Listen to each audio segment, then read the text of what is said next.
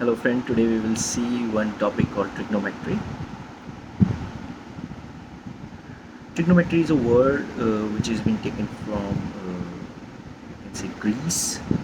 Here in trigonometry, if you divide this word into three different parts, like tree in Greek means three, okay, and con in Greek means sides, and metron in Greek means to measure. Okay?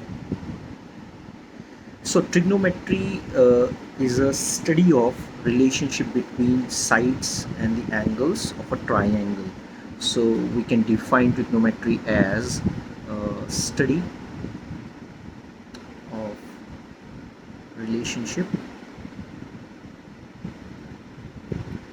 between sides and angles of a triangle.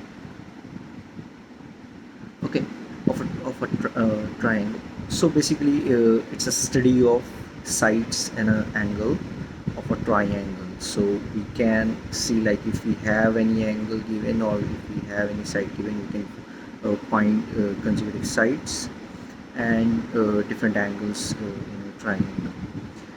So let's take a very basic example. Let's say you are in Delhi and you are looking at Qutub Minar from a distance, and you want to find the height of Qutub Minar.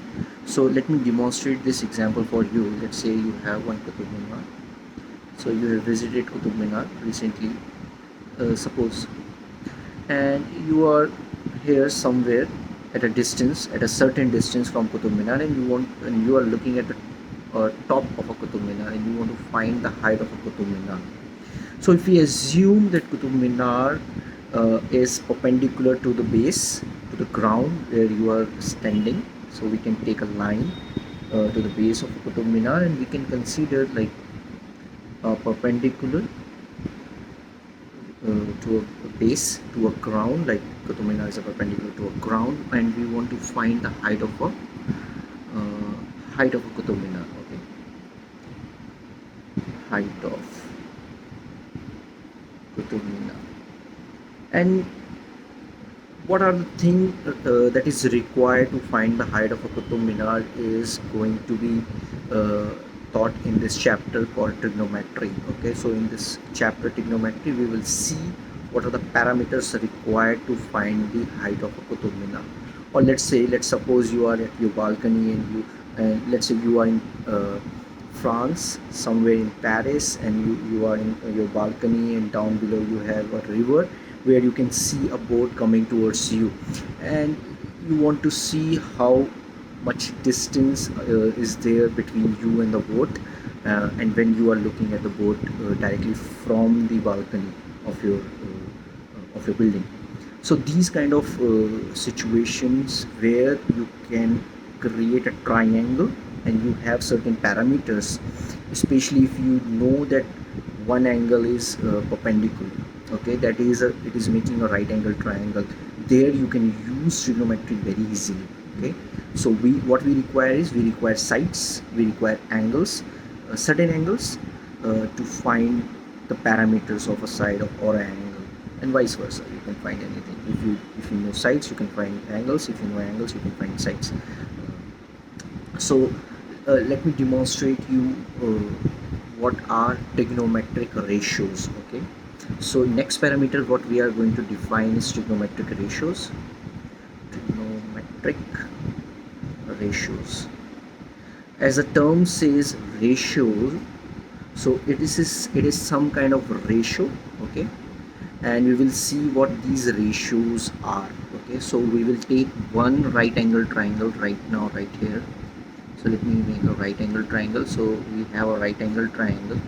So let me put right angle triangle somewhere here, and we will name this right angle triangle as A, B, and C.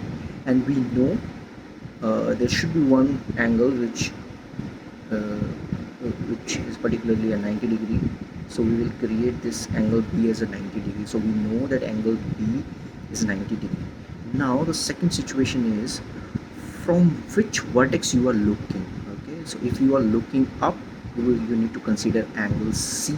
Okay, C vertex you need to consider, and you need to consider the angle that is making with the ground. Okay, so if you are looking up with the ground, you are creating some angle. Okay, so we need to consider angle C if you are looking from the ground, and if you are looking from top, let's say from a balcony to the down below, you need to consider angle A.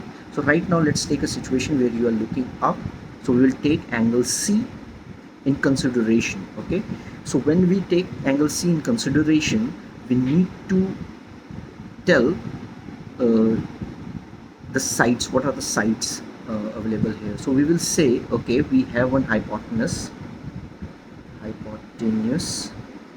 we have a side which is adjacent to that angle. Okay, adjacent to angle C, and we have one side AB which is nothing but the side which is opposite to angle C. Okay, opposite to angle C.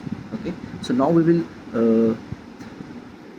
will find the trigonometric ratios. So if we say, okay, one ratio would be where sine of angle C, okay, sine of this angle C will be equals to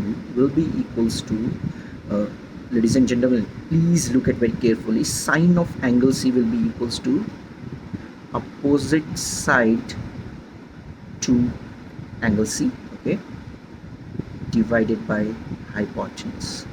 Okay, this is one trigonometric ratio. The second trigonometric ratio will be cos of C, which will be equals to adjacent side to angle C over hypotenuse. Okay, one trigonometric ratio would be tan of angle C, that is tangent, cotangent. We will see this in depth while we proceed with the chapter. Okay, so one is tangent of C, which is nothing but opposite to angle C, the side opposite to angle C, or the opposite side to angle C, d over adjacent side to angle C. And similarly we can find cosec cosecant, we can find secant of angle C, we can find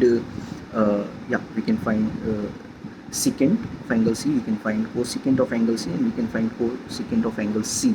Similarly, which will be nothing but the reciprocal of these, we will see as we proceed with the chapter. Okay, so till now, thank you.